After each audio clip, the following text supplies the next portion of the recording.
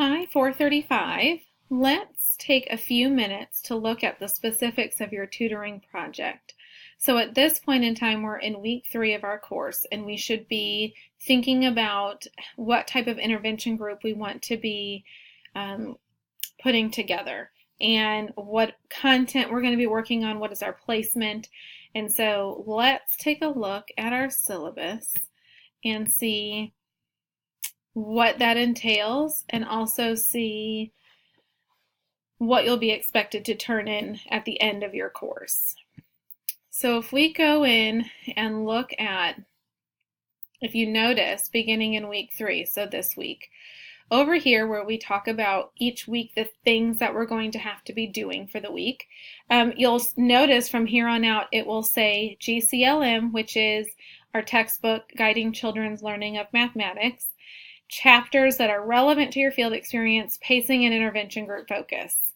So after the first 6 chapters of that textbook, so we will take time to dig into parts of the first 6 chapters together. But then starting with chapter 7, the textbook digs into each topic or kind of standard area that is relevant to elementary math instruction. And so you will have to figure out, based on data, what is the intervention group that you're going to be doing, and then pull supports from that part of the book to support your intervention group. So chapters 7 through 19, I believe, are based on content. So if you're going to be doing a intervention group on statistics and probability, then you're going to be pulling information from the last few chapters of the book, because that's where the book ends, because that's the highest level of your content area instruction for elementary math. So you'll notice this same blurb that will be each week in your planning and instruction for tasks, because you will be conducting your intervention group each week and you'll be pulling from those relevant chapters. Okay, so let's take a minute and see what this tutoring project is, what it requires, and then what this presentation will be.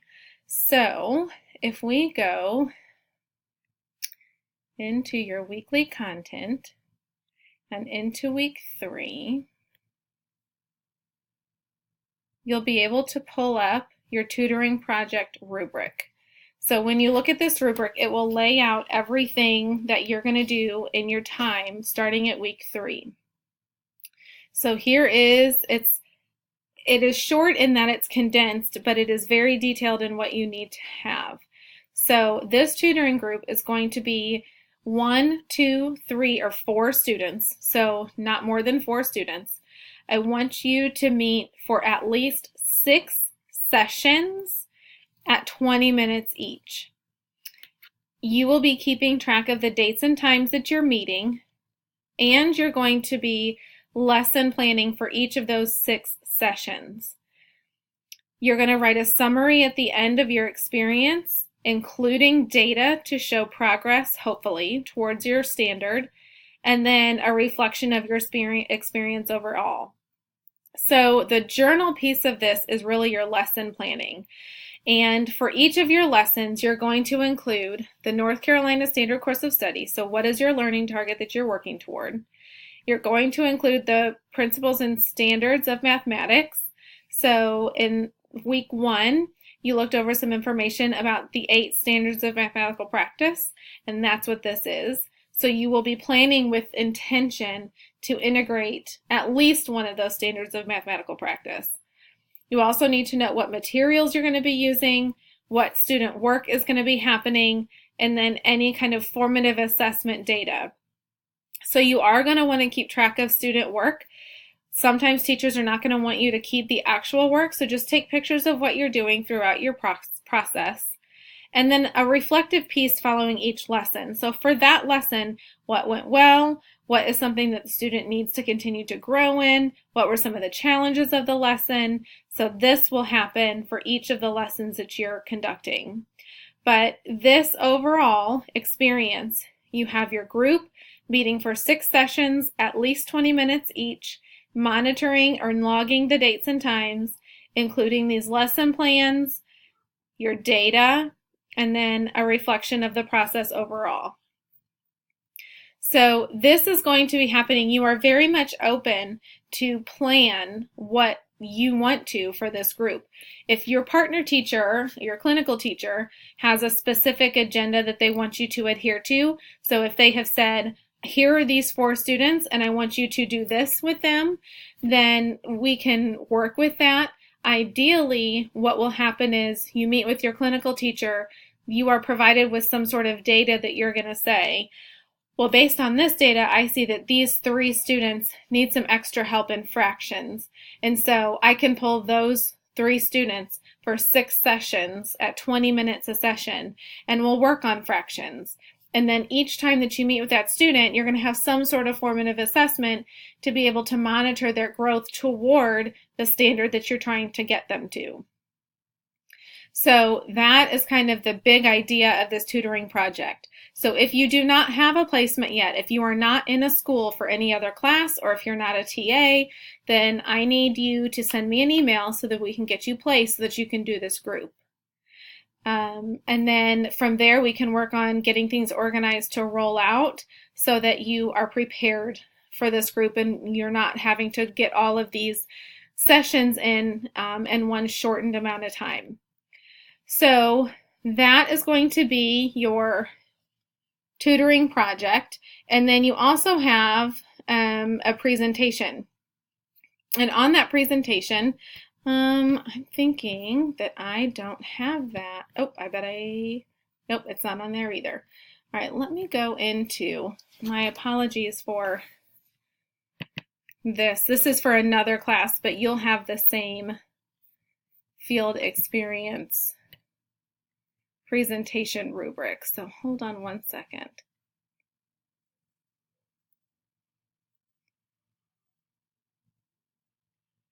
Let me go to,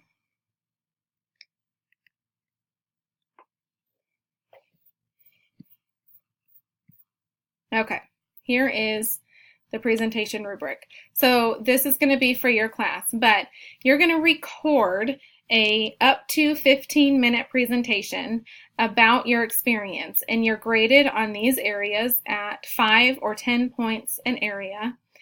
And you are going to submit this as a link to me to review. So this is not going to be presented to anyone else necessarily, but it is going to be presented to me and will be a part of your final project. So my recommendation for this, the easiest way to do this, and this is how I submit these videos to you each time, if you go to Screencast-O-Matic, my apologies that I'm not able to, there we go. You can see the logo up here in the top corner, Screencast-O-Matic. If you look at that, it's very easy to set up. So you just set up an account and it's free. And when you have your account set up, you click on the Start Recorder button. And then that button will prompt a box to come up around your screen. And when that box comes up, it's showing you that everything within this window is going to be what's recorded for your session. You'll have a box that pops up down here in the corner that asks you if you want the recording to be just of your screen or just of you, the video, or of both. So I want you to do both because I want you to be creating some sort of quick little presentation to support your presentation. And then it will ask you where you want this picture to be, where you want your image to be, so you can decide that.